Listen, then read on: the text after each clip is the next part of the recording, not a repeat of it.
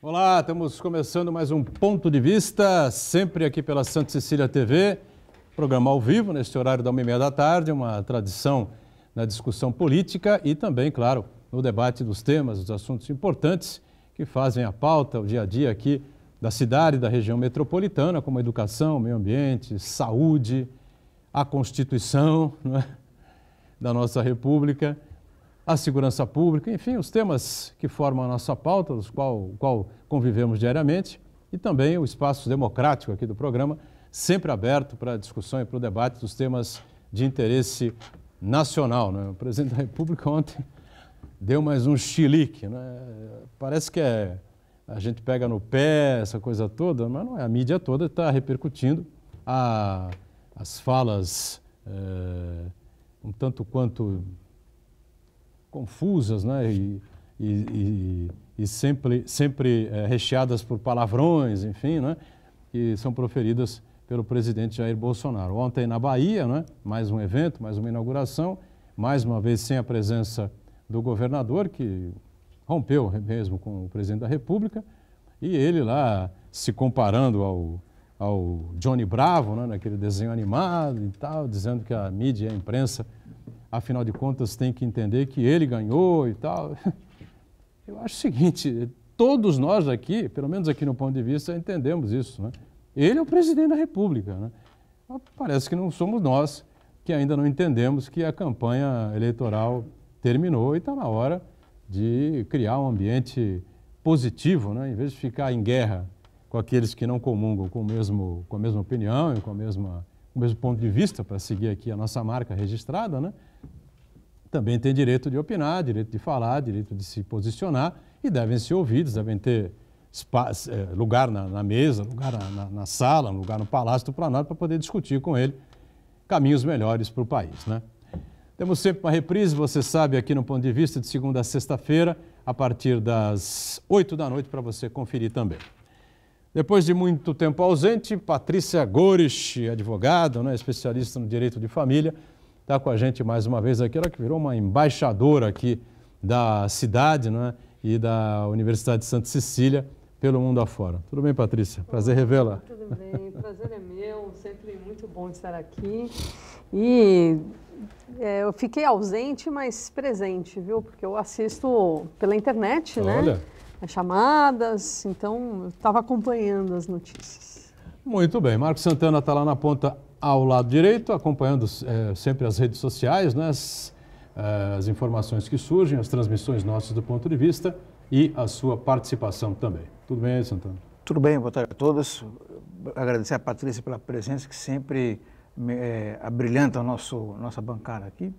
Eu quero convidar você que nos acompanha ao vivo a participar também do programa, mandando sua pergunta, crítica, sugestão, pelo Facebook, Ponto de Vista, com Edgar Boturão, ou por e-mail, contato@pontodevista.tv.br. O programa também pode ser acompanhado ao vivo pela internet, santaportal.com.br/tv. As edições anteriores do Ponto de Vista ficam disponíveis na internet também, no nosso canal no YouTube e na nossa página no Facebook. E você que nos acompanha na reprise às 20 horas, uma boa noite. Boa noite sempre para você que está conferindo a gente também na reprise, não é? Lembrando sempre que o programa acaba às 2h30 da tarde, esses arrobos aí do presidente, essas notícias bombásticas, enfim, que acontecem e tal, normalmente são no período da tarde, então às 8 da noite começa a reprise. Se houver durante o dia alguma agitação maior, a gente, evidentemente, que no momento estamos ao vivo, não temos ainda essa informação, né? Só lembrando a você mais uma vez que acontece na próxima semana, próxima segunda-feira, dia 12 de agosto, né? O primeiro Fórum de Debates Porto e Negócios, ligação seca entre Santos e Guarujá. Vai ser no Teatro Coliseu a partir das 7h30 da noite. Você pode se inscrever pelo santaportal.com.br, santaportal.com.br. A realização é aqui no Sistema Santa Cecília de Comunicação e a gente já tem aí várias autoridades confirmadas representando a área portuária, o Governo do Estado, União e as prefeituras de Santos e Guarujá, diretamente interessadas nesse tema, né? Na verdade, a população, né, de Santos e de Guarujá, representadas pelos seus prefeitos. O apoio é da Wise Advisors, da Praticagem de Santos e também das duas prefeituras de Santos e de Guarujá. E como a gente faz nos últimos dias aqui com os participantes, você, em primeiro lugar, acredita na ligação seca? Em segundo lugar, tem alguma preferência, túnel ou ponte? Tem opinião formada? Não tem? Bom, vamos lá. Primeiro que é muito bacana saber que esse evento está sendo realizado, né? É muito importante. Eu fui convidada para participar como ouvinte, né? Quem vai fazer a mediação é o Maxwell, que tem um programa aqui na Unisanta TV. É filho da casa, né? Estudou comigo aqui desde pequenininho. Então é muito bom saber que pessoas da região estão movimentando o Porto nesse sentido. Agora, qual é a minha preferência? Eu quero que saia alguma coisa. Alguma coisa? Né? Porque isso aí é lenda urbana, já virou aquela lenda de Santos, né? Urbana. É a ligação entre Filme Santos e Guarujá. Né? Porque a gente já teve de tudo, né? Até a inauguração de maquete. Mas pouco importa, sinceramente, eu acho que o que for facilitar, obviamente, a vida das pessoas. Porque eu fico imaginando quem efetivamente todos os dias sai do Guarujá para trabalhar em Santos e vice-versa, o caminho que percorre. É um estresse terrível, né? Eu tenho amigos que dão aula em universidade no Guarujá e passam por isso todos os dias. Olha, ficar naquela fila, pagar o preço que se paga para ter aquele tipo de serviço péssimo, né? E eu falo isso... e esse serviço pouco mudou. O estresse que se passa ali, nossa... E esse serviço pouco mudou, eu falo isso com uma certa propriedade, porque meu avô, ele pilotava essas balsas. Ele era... Então eu tinha o privilégio de ficar na cabine lá em cima e buzinava, tal, né? Essa é a lembrança que eu tenho do meu falecido avô Eugênio. Mas nada mudou, né? A balsa continua a mesma, desde a época... E olha, que eu tenho 42 anos de idade, então pelo menos há uns 35. Mais ou menos. Né? E a balsa nada mudou. Ou seja, é uma balsa antiga, né, obsoleta e que causa transtornos diários para as pessoas. Né? Não, é verdade. Então, alguma coisa tem que ser feita. Então, essa discussão ela é necessária, sim. Muito bem. Vamos acompanhar o evento, então, na próxima segunda-feira, dia 12, 7h30 da noite, evento aqui do Sistema Santa Cecília de Comunicação, e lá no Teatro Coliseu, autoridades, né, com gente que tem o poder da caneta para decidir, enfim, né? Eu só não sei se haverá a presença, bom, do governador João Dória, evidentemente, acho que não será possível, né? Porque ele está na China, não sei se chegaria a tempo, né? Evidentemente deve ter sido convidado. Mas alguém vai representar o governo do estado, tenho certeza, nesse evento, alguém da área de transportes, me parece, né? E, é claro, a Ecovias também diretamente interessada, quer fazer a ponte, ou, de repente, até o túnel, enfim, mas não quer pagar a obra integralmente do túnel. Né? Pode ser que haja uma receita, uma participação financeira por parte da União. Está sendo estudado, como o presidente da CODESP disse aqui na semana passada, uma saída jurídica para essa situação. Né? Se for encontrada, tudo bem. Né? Senão, vai ficar uma guerra de braço aí. Né? A área portuária contrária a essa ponte que liga a Anchieta a Domênico Rangoni, ali próximo à entrada de Santos, né? Porque há essa possibilidade de atrapalhar na expansão do cais aqui de Santista. Vamos aguardar, não é? Bom, eu disse na abertura, o presidente ontem soltou o verbo, né, Santana? Ficou mais uma vez irritado por conta, essa vez foi diretamente para a Globo, né? Por conta do Fantástico e a divulgação lá de que ele teria nomeado ao longo da sua carreira política, agora já com mais de 30 anos, de vereador, deputado federal e agora presidente, mais de 100, 108, 107 parentes, né? Parentes, nomeações de parentes, amigos próximos, vizinhos, essa coisa toda, né? A gente tem um vídeo aí, né? E depois, na sequência, uma animação aí do Johnny Bravo, enfim, né? Só para a gente interagir aí com mais facilidade com o telespectador aqui do ponto de vista. Está no ponto aí? Se estiver no ponto, pode soltar já a fala do presidente. Vamos lá. Vamos parar com essa história, essa bobeira. A campanha acabou para a imprensa. Eu ganhei. A imprensa tem que entender que eu, Johnny Bravo, Jair Bolsonaro, ganhou, porra! Ganhou, porra! Vamos entender isso. Vamos trabalhar junto pelo Brasil. O trabalho de vocês é excelente, desde que seja bem feito. É muito importante.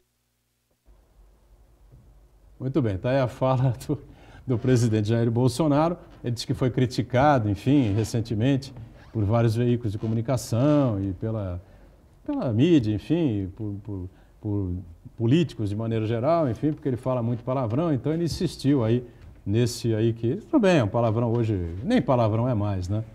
E falou outros palavrões, mais uma força de expressão, enfim, né? Mas eu acho que não condiz, né? Não tem a necessidade do presidente da República, como eu disse na abertura, né? Ele faz questão de confrontar quando a função dele deveria ser radicalmente oposta a isso, né? Deveria ser unificar, na verdade. E tem a sequência aí, né, Santana? Exatamente, tem uma animação aí. O Johnny Bravo aí, não? O verdadeiro Johnny Bravo. Cadê o Johnny Bravo aí, o verdadeiro? Excelência, isso é uma farsa da justiça! Não, isso é uma farsa da justiça. Ah, olha pra mim, eu sou a justiça, precisa fazer o que eu estou mandando. Senhor Bravo não está se comportando. Não, você não se comporta, não se comporta. Essa máquina de doces não se comporta. Doce. Bom, para quem não sabe e para quem não se lembra, esse aí é o verdadeiro Johnny Bravo, né? Que foi citado ontem pelo Jair Bolsonaro. Ele se colocando como o Johnny Bravo da política, né? Acho que o Bolsonaro exagera demais, né? O que ele tem que fazer... A reportagem do Fantástico, da Rede Globo, é mentirosa? Né? Tem erros ali jornalísticos na matéria? Tem mentiras colocadas ali contra ele? Isso ele não disse, né? Momento algum. Ele fica perseguido, perdeu a oportunidade. O pessoal não aceita e tal, não sei o quê. Agora, basicamente, a questão é essa. A matéria está errada. Ele não nomeou 106, 107 parentes, vizinhos, amigos e tal, que saíam, voltavam, eram nomeados os gabinetes dele, aquela coisa toda. Já ouviu falar em rachadinha, não? Que é acusado lá o ex-deputado, agora senador Flávio Bolsonaro e mais não sei quantos deputados, inclusive do PT e de outros partidos, né? Isso acontece pelo Brasil inteiro, em todas as... É isso que eu ia falar, no nosso enfim, quintal, né? A gente sabe disso. Agora, Santos, ele se sente ofendido, ele que responda, não é? Ou que demonstre que a matéria é mentirosa, né? Agora, olha, sinceramente, para mim pouco importa se ele fala ou não palavrão, né? Até porque hoje em dia esse palavrão até é força de expressão entre os mais jovens. Pouco importa se ele usa esse cabelo de bobo, né? Mas eu acho que ele precisa, de uma forma, de uma vez por todas, começar a efetivamente governar esse país, né? Porque, da mesma forma que a gente criticava o Lula, que também fazia o Fla-Flu, né? Nós contra eles, jogava para a galera, ele está fazendo a mesma coisa, né? Da mesma forma em que há essa ainda polarização e ainda mais piorada, né? Essa polarização, eu estava olhando para o outro lado, desculpa. Ainda mais essa polarização, eu acho que a gente não precisa mais disso, né? De uma forma bastante clara, o Brasil precisa efetivamente resolver as questões, né? Que ele ganhou, ok, faz parte do jogo político, faz parte da democracia, mas esse tipo de atitude, né? E falar de forma reiterada essas bobagens diárias, né? Porque todo dia a gente acorda esperando qual é a próxima bobagem que ele vai falar, né? Agora, que de fato ele deixou de explicar essa denúncia, é uma denúncia grave, né? São mais de 100 pessoas, né? Da sua família que efetivamente estão, ou estavam, ou de alguma forma estiveram em cargos públicos, né? Então isso precisa ser resolvido, esclarecido, e ele perdeu essa oportunidade. Em contrapartida, ao invés de ele falar isso, ele xinga, ele fala que é Johnny Bravo. Eu não entendi, porque não tem nada a ver, né, com Johnny Bravo. Eu não sei, qual que é a semelhança? Ele deve se achar um super-herói, alguma coisa assim. Agora, Patrícia, nesse episódio, essa pequena fala aí, na verdade ela é muito pior porque ela é maior mesmo, né? Ela é mais longa, né? Então, eu vejo uma série de problemas, eu posso destacar 3 principais, que é o seguinte: um primeiro que você falou muito bem, que ele aumenta esse acirramento de ânimos, né? Esse clima de Fla-Flu, de nós contra eles, né? E quem acha que está se exagerando é só perceber os noticiários recentes, né? Agora, no domingo agora, lá no estádio de Itaquerão, um torcedor foi se manifestar, xingou o presidente mesmo, né? A gente não vai questionar aqui se tem questão de xingar ou não, mas se expressou ali. Aí policiais militares, por iniciativa própria, pegaram, agrediram esse torcedor. Agrediram ou prenderam? Prenderam e agrediram. Agrediram, prenderam, sufocaram, parece quase que chegaram a quebrar um dos dedos do torcedor, porque e ainda falaram assim, você não vai falar mal do nosso presidente aqui. Foram essas palavras hoje de manhã e o depoimento desse torcedor. Aqui não está se discutindo se é a opinião em si, mas o fato é o famoso guarda da esquina, né? O guarda da esquina está se arvorando ao direito de dizer quem pode e quem não pode se manifestar e cercear. Outro episódio lamentável foi também, por mais que se discorde do posicionamento político do PSOL, o PSOL realizou uma reunião, acho que no sábado, em São Paulo, um encontro de mulheres, para discutir lá. A gente não vai discutir aqui o mérito das questões em si, mas o direito de se reunir politicamente ainda está assegurado, né? Por mais que se discorde daquele pensamento, né? E a Polícia Militar lá, uma viatura da Polícia Militar, chegou lá, entrou no recinto e foi averiguar o que estava se passando. Eu acho isso muito grave, porque abre-se um precedente muito perigoso que vai estar o quê? É o autoritarismo que aos poucos vai se implantando. Logicamente, ele não vai imaginar que é o governador João Dória ou Jair Bolsonaro que mandaram os policiais irem lá, mas eles agiram por conta própria. Polícia Militar? Polícia Militar do Estado de São Paulo. Isso é uma coisa muito grave, né? Porque a partir do momento que você incentiva o guarda da esquina a falar o que ele pode, o que ele não pode, a fazer o que ele bem entende ao arrepio da lei, a gente fica numa situação muito terrível também. Outro episódio que eu gostaria de destacar é um cientista antes de você na destacar, reunião. eu acho que cabe ao governador João Dória, né? Agora mandar investigar isso. Exatamente. Agora o João Dória que não faz... Eleições, não, agora é importante... João Dória que não faz mais democraticamente, parte, né? Porque ele Exatamente. quis agora se descolar do Bolsonaro, agora é a hora. Cada vez mais, Mas eu até acho, viu, Patrícia, que... É a hora dele chamar... nesse episódio aí, eu até acho que ele ele não sabia, desconhecia completamente. Não, o Dória está fora, ele viajou, está na China. Mas desconhecia, e mesmo que ele conhecesse, acho que ele vai reprovar esse tipo de coisa, que é uma coisa muito absurda, né? Está na hora, na volta do João Dória, da China, evidentemente, acho que como governador do Estado de São Paulo, ele tem que chamar lá o comando da Polícia Militar e saber o que está acontecendo aí. Não é porque é o PSOL, porque é o PMN, ou o PDT, ou o PSDB, quem for. A reunião está sendo feita lá, ninguém está trabalhando, não estão quebrando nada, não estão incendiando nada. Como é que vai entrar lá para tirar satisfação com as pessoas? Isso não tem cabimento algum, né? E outro episódio lamentável, Edgar, aconteceu agora na recente reunião da Sociedade Brasileira do Progresso da Ciência, reuniu cientistas, reitores, os principais pesquisadores do Brasil, e um cientista estava apresentando seu trabalho e criticou o corte de verbas na pesquisa científica do Brasil, né? E tinha um militar lá, fardado, em posição intimidatória, gravando toda a fala desse cientista, né? Logicamente, eu imagino que o general, o presidente, não mandou o sujeito ir lá fazer essa gravação em tom intimidatório.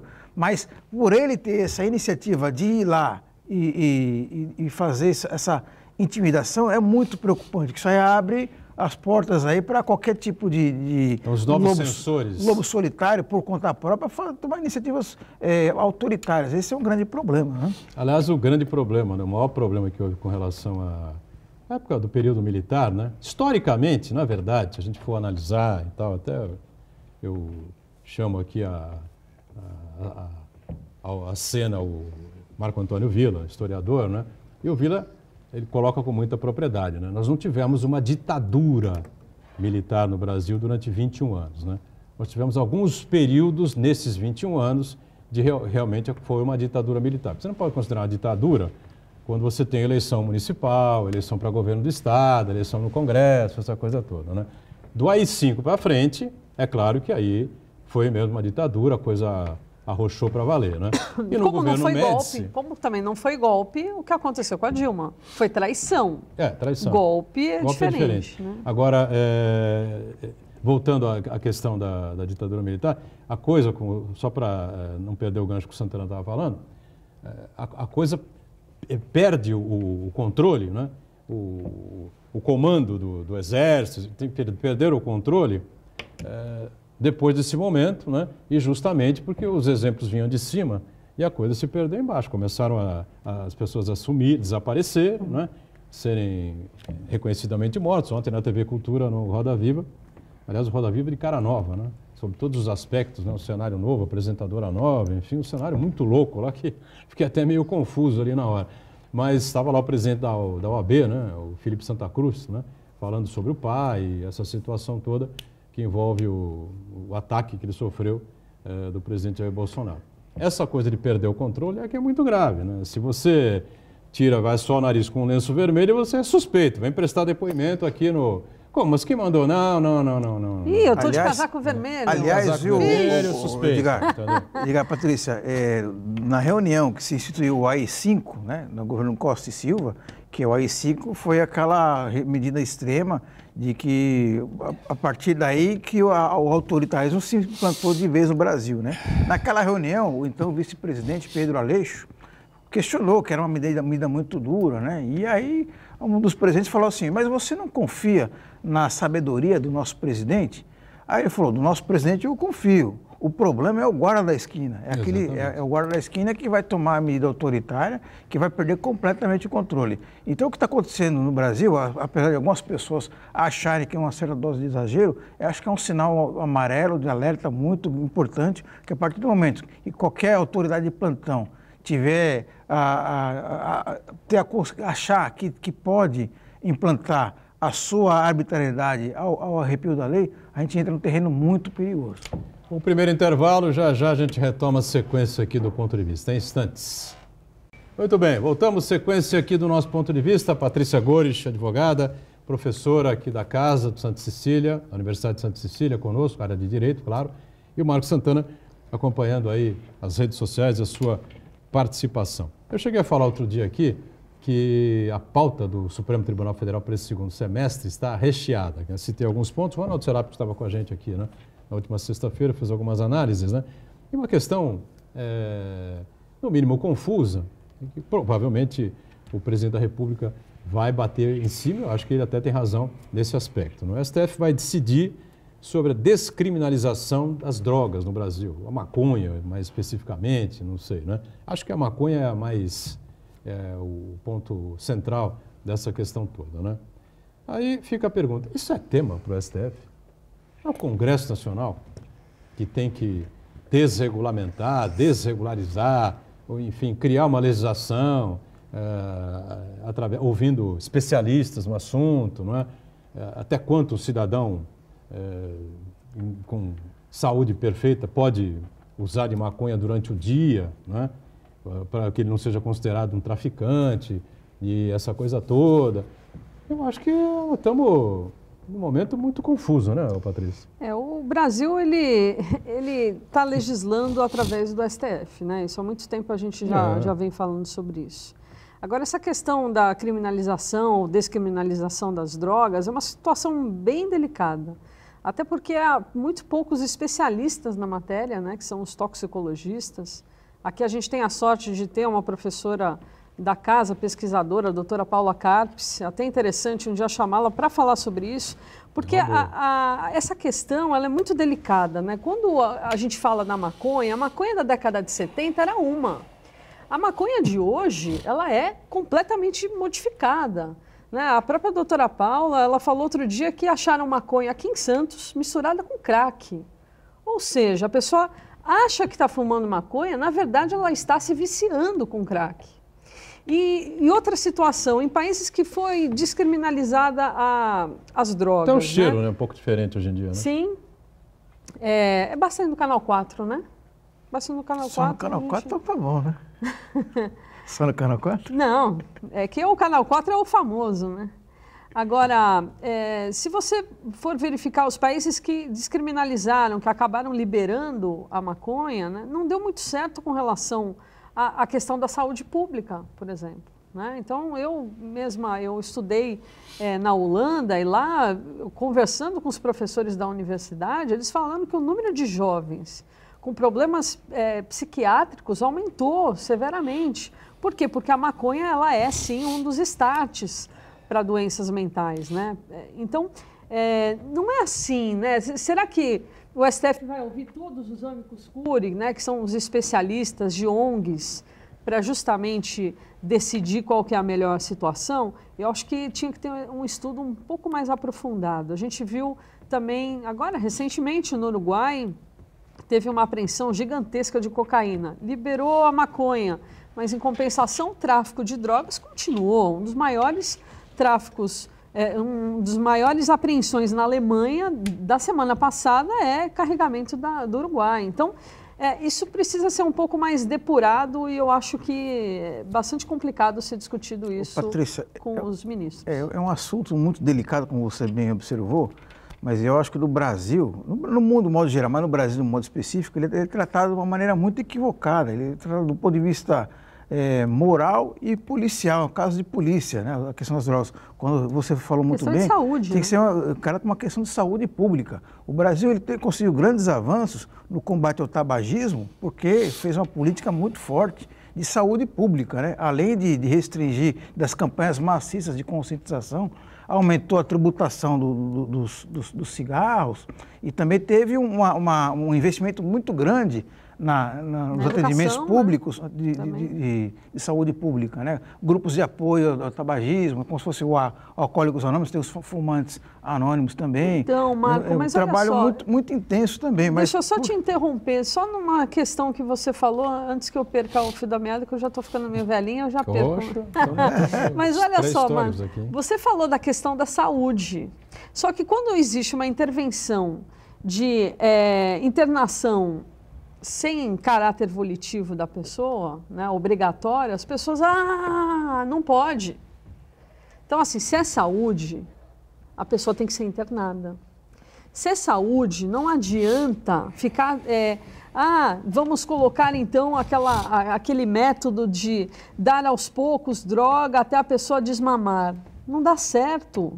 Né? Então, tem estudos que falam sobre isso. Cada caso é um caso, né? Na verdade, nesse aspecto. Mas, de todo modo, saúde, Patrícia, a gente tem que tratar esse assunto aí de um modo científico, né? Não do que as pessoas acham que seja, de achar que o usuário é um criminoso, porque a partir do momento que qualquer coisa que você proíbe, na verdade, você não inibe o consumo. Pelo contrário, né? Pelo contrário, né? Acho que você só aumenta o número de crimes ao redor dele, né? Que seria o contrabando, ou a violência, né? As milícias e assim por diante, né? Então, é preciso que a gente trate o assunto de modo científico, com a ajuda de especialistas e sem nesse viés ideológico moral, vamos dizer assim. Mas aí o que o STF tem a ver com isso, né? Nada. É isso que é a questão... Ele vai receber amicus curiae, que são os especialistas. Mas da onde? De ONGs. E aí que... Será que todo mundo é toxicologista ou todo mundo é achista? Né? O problema de ser toxicologista, lógico, é importante, enfim, porque é a área, afinal de contas, que vai tratar as pessoas que possivelmente possam adoecer, né? Ou entrar pelo mundo das drogas, essa coisa toda, né? Agora, há uma coisa inegável. Nunca se fumou tanta maconha como se fuma aqui em São Paulo. Já disse isso aqui no programa anterior, repito isso aqui agora, enfim. Não sei, a molecada gosta mesmo de experimentar, de fumar e tal, daquela brisada, né, que o pessoal chama, aquele relax. E como é que vai fazer isso? A lei é que vai evitar esse tipo de coisa? Se fosse assim, não existiria mais consumo. Mas eu acho que, de modo geral, a gente percebe muito bem a maconha, até por ser um hábito, vamos dizer, proibido, mas existem outros hábitos socialmente aceitos que também o consumo aumentou drasticamente. Sim, álcool. E uma coisa muito preocupante com relação às camadas mais jovens da população, né? O álcool, que é uma droga legal e socialmente aceita, né? Bebo socialmente, né? Qual que é o limite disso daí, né? E a gente percebe, nós temos aqui a universidade, mas infelizmente...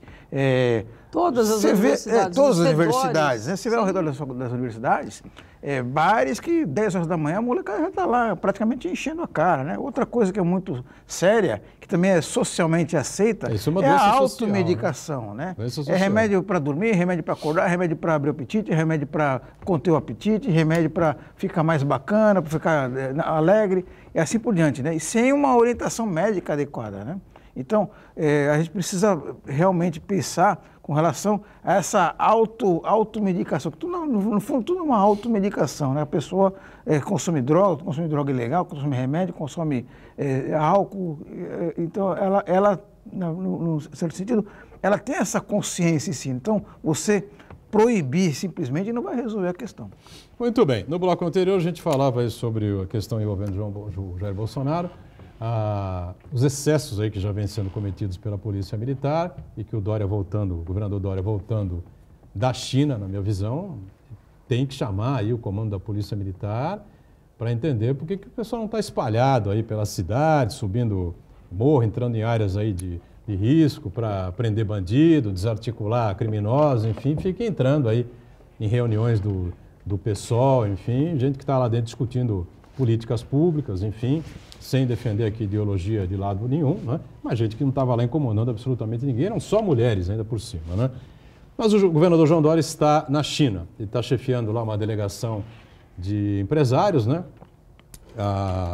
Inclusive repórteres, né? Jornalistas, a Rádio Bandeirantes está acompanhando lá passo a passo as negociações, enfim, que o Dória vem fazendo, e ele disse que já tem lá uma boa possibilidade de investimentos para a despoluição do Rio Pinheiros, na capital de São Paulo, né? Seria um dos investimentos, né, que poderiam ser realizados. Aí fica essa dúvida agora, né? O Dória já disse, aliás, deu uma declaração importante, que essa guerra comercial e agora cambial também, envolvendo os Estados Unidos e a China, né, abre um vácuo, um espaço importante para o Brasil, né? Agora, está se desenhando aí, né, uma formação de 2 blocos mundiais, né? Um bloco que vai com a China, outro bloco que vai com os Estados Unidos.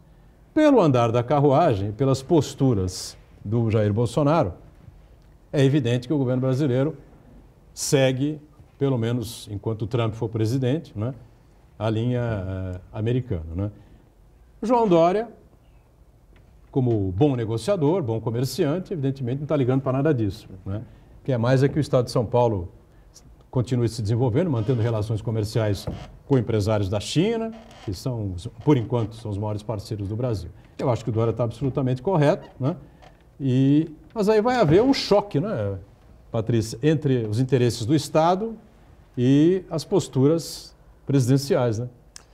Do Estado de São Paulo, né? E futuro candidato a presidente do Brasil, né? Porque eu acho que é presente. isso. Hã? O presente. Já está em campanha eleitoral. Sim, né? já está, né? Aliás, ele desde o primeiro dia, Rio de janeiro, como governador, ele já estava, né? Um prefeito. Um prefeito, ele já estava. Então, assim, sinceramente, pouco importa quem ganha, né? Eu acho que a gente tem que olhar para o nosso país. O que é o melhor para o país, né? Desenvolvimento. Agora, será que é interessante bater de frente com a China? Né? Será que é interessante, posteriormente, bater de frente com os Estados Unidos? Eu acho que a nossa postura, até porque, diante da nossa pequenez econômica, né, eu acho que a gente tinha que estar com os dois, né, sem problema nenhum. Mas esse tipo de atitude pode, sim, prejudicar até negociações com o Brasil, porque São Paulo tem uma força inegável, né? E se for se aliar à China, a gente vai ter alguns problemas com os Estados Unidos. Até porque, Patrícia, eu não vou saber o dado exato, mas se o Estado de São Paulo fosse um país, seria a 19ª economia do mundo, e se fosse um país europeu, seria a 5ª economia europeia, né? Então é muito, acho que a gente tem que destacar, sim, a gente tem que criticar o governador João Dória quando ele faz bobagem e tem que enaltecer também quando ele acerta. Claro. Né? Então eu acho muito importante, porque o Estado de São Paulo, além da sua pujança industrial, tem uma pujança agropecuária muito grande, né? Um amigo meu conta que o primeiro, ele exemplifica, né? O primeiro produtor mundial de amendoim do Brasil é do Estado de São Paulo. O segundo produtor mundial de amendoim também é do Estado de São Paulo. Né? E isso aí você amplifica para o Estado de São Paulo inteiro. Várias culturas agropecuárias são lideranças. O Estado de São Paulo é um produtor também de proteína animal também, né? E o grande mercado consumidor dessa proteína é a China, né? Porque a produção interna deles não é capaz de suprir a sua necessidade, né?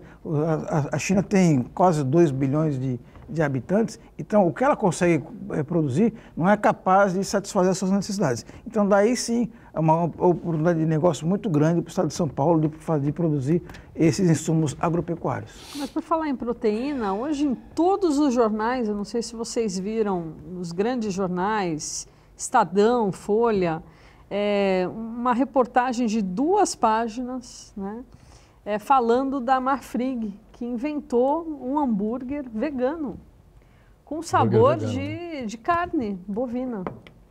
Então, assim, talvez... Quer dizer, o cara acha que está comendo carne, sente o prazer de estar comendo uma carne. Sente o prazer da carne. Olha, isso é interessante. Sente o prazer da carne comendo um hambúrguer de alface. Mas, assim, interessante. Eles estão anunciando isso, né? Olha, legal, viu? Uma ideia muito bacana. Deve prosperar, viu? Sim, sim. Deve prosperar. Bom, teve uma atuação importante da Polícia Federal hoje, não sei o que vai dar exatamente isso, né? Mas a Polícia Federal hoje foi a campo para desbaratar aí, deflagrar uma operação exatamente para desarticular o núcleo financeiro chamado, o gerenciamento aí, né, financeiro do PCC, né? Partido, primeiro comando da capital, eu ia falar partido, primeiro comando da capital, né? Tá quase, e muitos né? defendem que seja um novo partido. A gente não sabe ainda quantas pessoas foram detidas, enfim, e se isso realmente é verdadeiro, né? Se realmente a prisão dessas pessoas desarticula, desbarata aí a organização criminosa. Eu acho estranho que isso aconteça assim, com tanta facilidade. Evidentemente que a Polícia Federal hoje tem uma atuação muito forte, né? Muito articulada e muito organizada para uma série de assuntos. E claro que o PCC está na linha aí na rota, né, de tiro da Polícia Federal. As operações se desenvolveram no estado do Paraná, estado de São Paulo, Mato Grosso do Sul, Roraima, Pernambuco e Minas Gerais.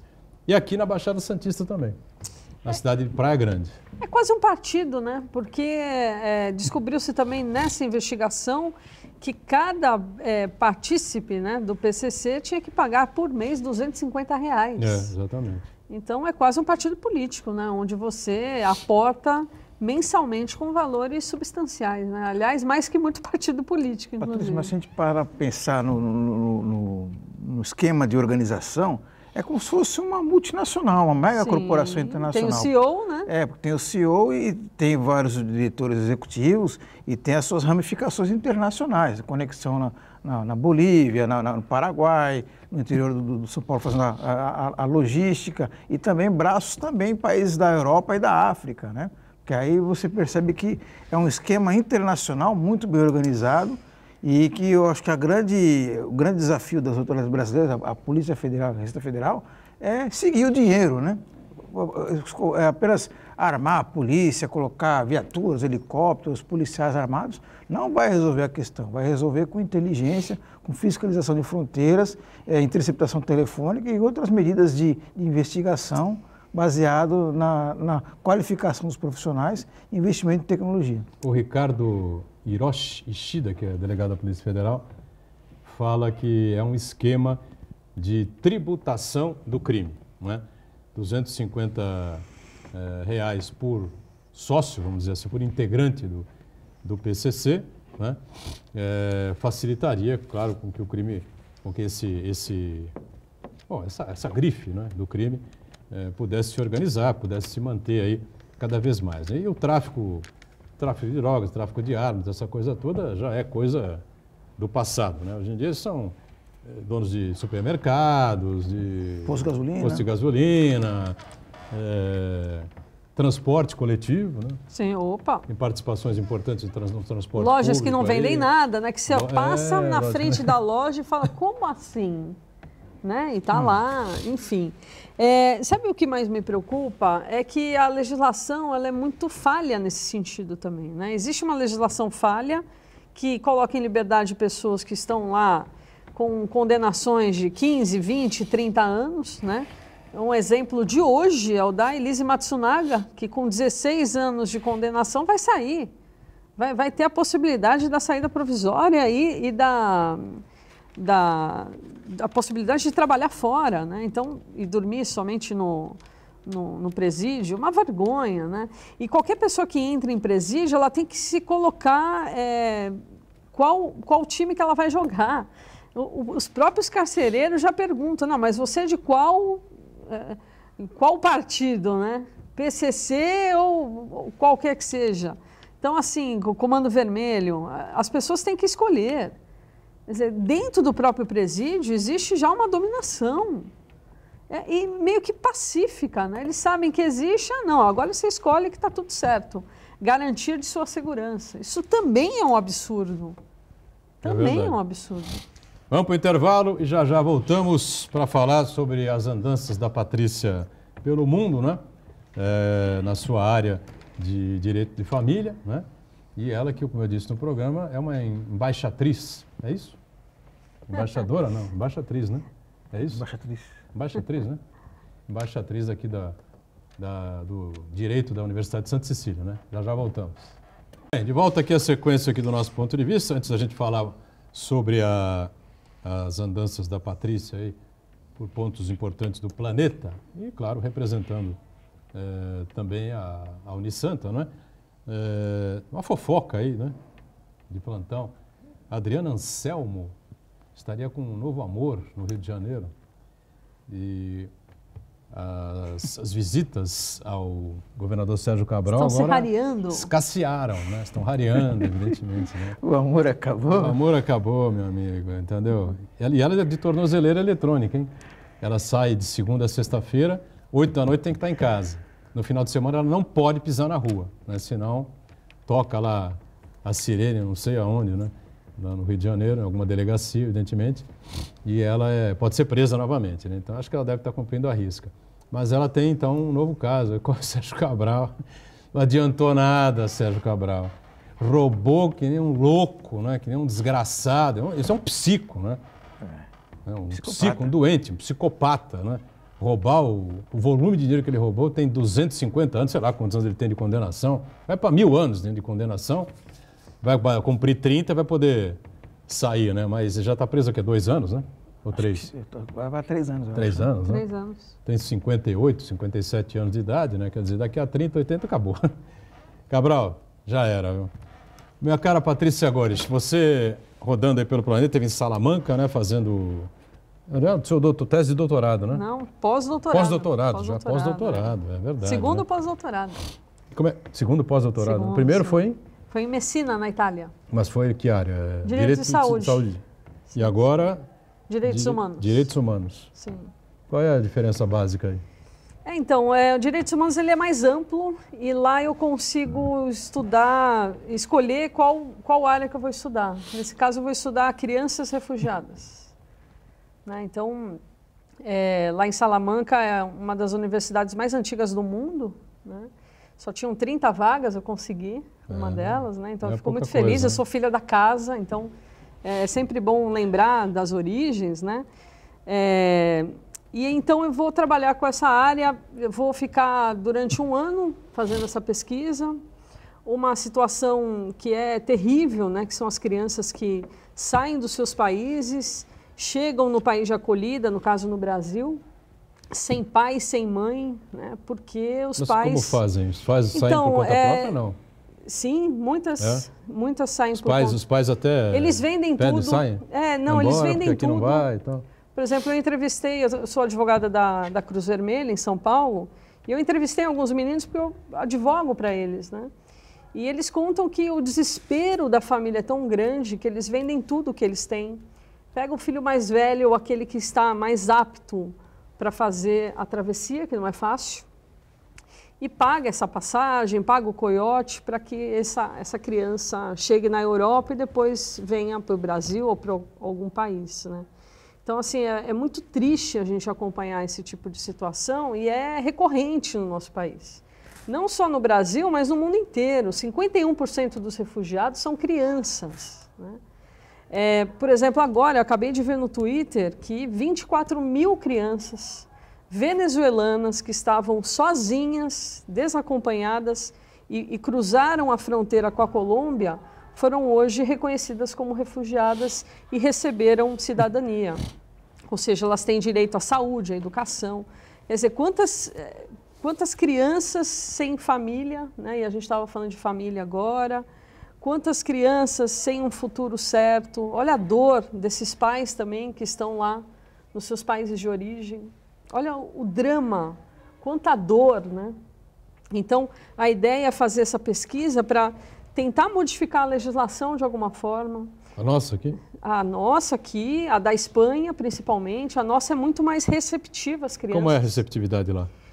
Lá não existe receptividade não tem, praticamente. Não tem a criança refugiado? que chega tem refugiado, só que existe uma criminalização do refúgio. Então as pessoas que chegam, elas ficam em centros de detenção, ou seja, elas ficam presas. Mais ou menos que nem o Trump está fazendo lá? Mais Trump ou menos, não está deixando sim, entrar, né? assim como a Argentina também faz. É que também tem uma coisa que a gente precisa falar, né? A imprensa ela só está batendo no Trump, mas todo mundo faz isso. A Hungria faz isso. Isso que eu ia falar, né? Patrícia. A Argentina está fazendo Patrícia, isso. Eu lembro que, acho que o ano passado, quando veio aquela grande leva de refugiados, e aí eles ficaram numa situação, na seguinte situação. Na fronteira entre a Hungria e a Áustria, se criou-se ali um limbo, um espaço que não pertencia a país nenhum. Então, como se fosse uma faixa de Gaza. Né? Fizeram 2 cercadinhos ali e proibiam as crianças, as pessoas, inclusive crianças, de irem para a Áustria ou para a Hungria. E aí eles sem comida, sem água, sem absolutamente nada ali. Era um limbo. Teve até aquela cena ali. Famosa da jornalista, chutando, que né? o pai correndo com a filha e ela chutou o pai para a criança cair, né? Então, assim, é um drama terrível. Na Espanha, eles colocam as crianças, então, à parte, e se não acham a família, eles mandam de volta para o país de origem. Quer dizer, voltar para o país que está em conflito, que está em guerra, que existe algum tipo de perseguição, é a morte dessa criança. Eu acho que em determinados países, né, a Europa você até não aprova, de jeito nenhum, esse tipo de coisa. Até compreende, né? Porque a Europa passou por 2 guerras mundiais, né? A Europa foi destruída, né? Então fica aquela coisa Mas explorou falta muito, comida, explorou falta muito. leite, falta pão, falta isso. As gerações, de gerações em gerações, foi sendo passado, né? Até as gerações atuais, né? Então há sim aquela cultura do temor, né? De perder as coisas, em cima do que você tem e tal. Não posso até compreender isso. Os Estados Unidos não é um país extraordinário, um país rico, é um país que é formado, formado né? por imigrantes. Por imigrantes, né? Nós também somos formados. E o Brasil é a por mesma imigrantes. coisa, né? Um país enorme, gigantesco, aí que precisa de gente para trabalhar em todo lugar, em toda área, enfim, embora a economia esteja estagnada nesse momento, mas nós vamos sair dessa situação mais 1 ano, 2 anos, 3 anos, sei lá, né? Eu acho que a gente vai dar um start aí, a coisa vai começar a andar novamente, porque é impossível ficar dessa maneira que está. Mas são outras culturas de gente que é acostumada a trabalhar, né? A gente é acostumada a pegar no pesado, Inclusive, Boturão, lutar pela vida mesmo. Né? Existe um projeto aqui, a Semana da Juventude de Santos, que vai ser semana que vem, não, a partir do dia 12. E no dia 16, aqui no Santa Cecília, no Observatório dos Direitos do Migrante, a gente vai apresentar um jogo de tabuleiro que eu peguei dos escoteiros da Europa. Eu sou chefe escoteira, né? Aliás, hoje é o dia do chefe escoteiro. Hoje é o dia? Hoje é o dia. Parabéns sempre a alerta. você. Aldo Neto, escoteiro também. Sim. Então, e eu fiz a tradução desse jogo, que é um jogo que basicamente é um jogo de tabuleiro para jovens, né? Para adultos também. E basicamente ele coloca-se no lugar dos refugiados, né? Então os personagens são refugiados, cada um com a sua história, e a cada passo do tabuleiro as pessoas vão sofrendo aquilo que o refugiado sofre, né? Então, afogamento, porque afundou o barco, corrupção, a questão do tráfico de pessoas, o próprio encarceramento na Europa, né? Coisa que no Brasil não existe. Então, a gente vai ensinar na Semana da Juventude o direito dos refugiados através de uma maneira lúdica, né? Através de jogos de tabuleiro. Então, estão todos convidados. Aqui a gente tem no estúdio o nosso aluno Acácio, que também vai ajudar a gente a aplicar o jogo.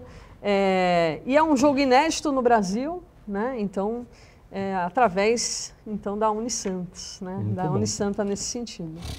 Diga, Santana. 2 participações aqui, assuntos que a gente já abordou. O Acácio Santos, ele pergunta: a ponte ou túnel que ligará Santos ao Guarujá traz algum tipo de consequência ambiental que faça pender a escolha entre uma ou outra construção? O túnel já tem a licença ambiental, né?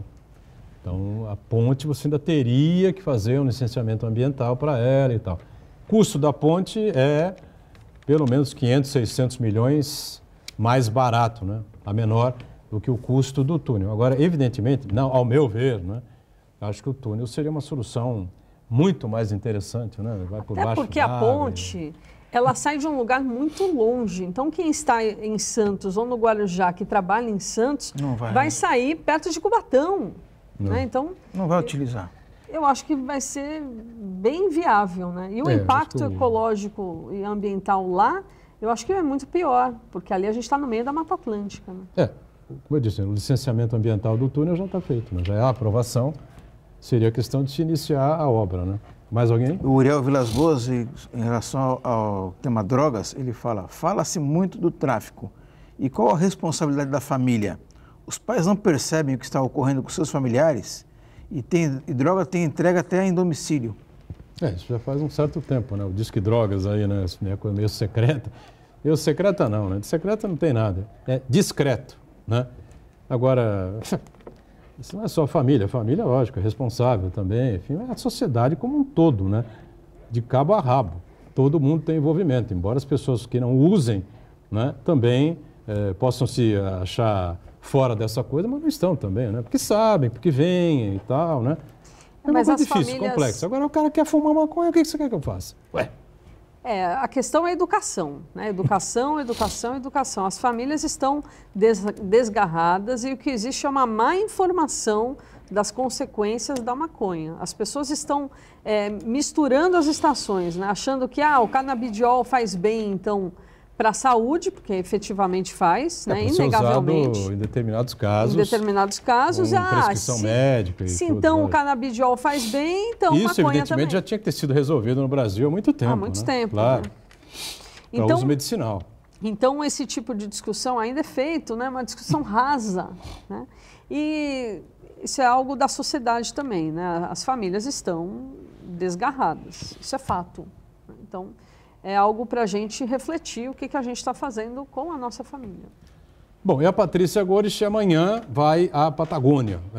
Não fica aqui muito tempo, entendeu? Chega aqui, dá umas aulinhas e tal, e vai dar uma palestra, vai fazer o curso, essa coisa toda. Outra palestra nessa área também. Para o fim do mundo, literalmente. Lá no fim do mundo, no frio, né? Já vi aqui, vai fazer 3 graus, né? Positivo? Positivo. Está com sorte. Com muito vento, mas aí com vento a gente sente muito mais, né? Quase 10 graus a menos.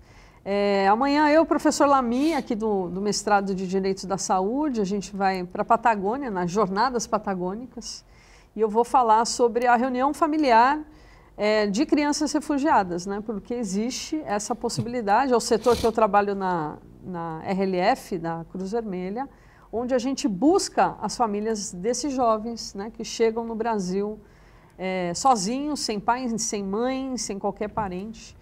E eu vou falar nesse tema, o professor Lamy vai falar de outro tema também ligado ao direito da família. Isso é muito bacana para a universidade, né, para a Unisanta, porque a gente está levando o nome da universidade para outros países, né? Só esse ano a gente já foi 2 vezes para a Argentina, Espanha, Portugal 2 vezes, México. Então a gente está produzindo muito trabalho científico, muita ciência, né? Que aliás um caderno que eu quero elogiar, o caderno da Tribuna desse domingo, né? O AT Ciência, espetacular, pelas mãos da Arminda Augusto, né? Brilhante, e colocou o nome da universidade também na área de biologia, na área de meio ambiente. Então, Santos é uma região muito rica nesse sentido, né? Produzimos ciência não só para a nossa região, mas para o mundo, né? Então, os argentinos estão lá querendo ouvir a gente, né? E pela 2ª vez, então isso é muito bom. Patrícia. E tem uma contrapartida também? Eles também vêm aqui para Sim, a nossa intenção é que eventos aqui da Unisanta? A gente vai ter o Congresso Internacional de Direito da Saúde e a gente vai trazer também 2 professores da Argentina.